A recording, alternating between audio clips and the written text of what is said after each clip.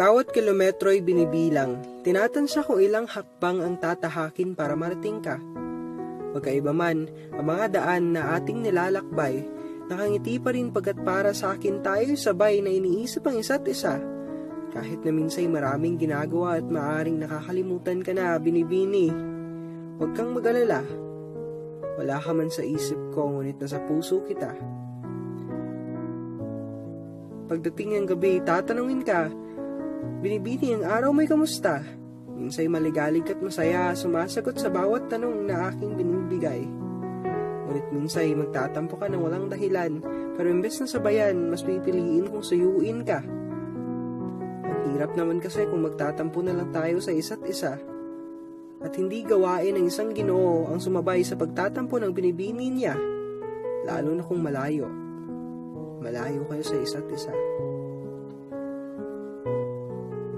Kaya sana'y huwag kang susuko, pagkat ako'y patuloy na kumakapit.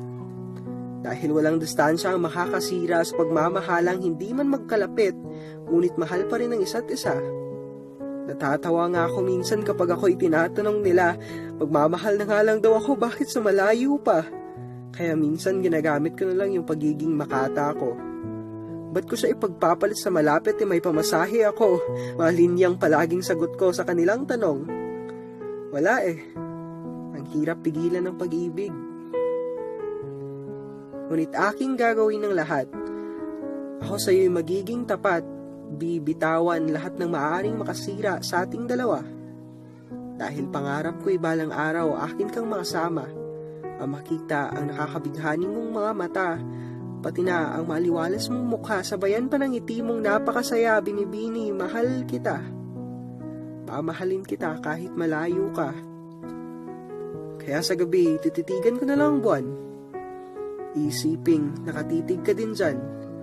Sabay ngiti dahil ipapaalala ka sa akin ng mga bituin. Na balang araw ay magkakasalubong din ang ating mga mata.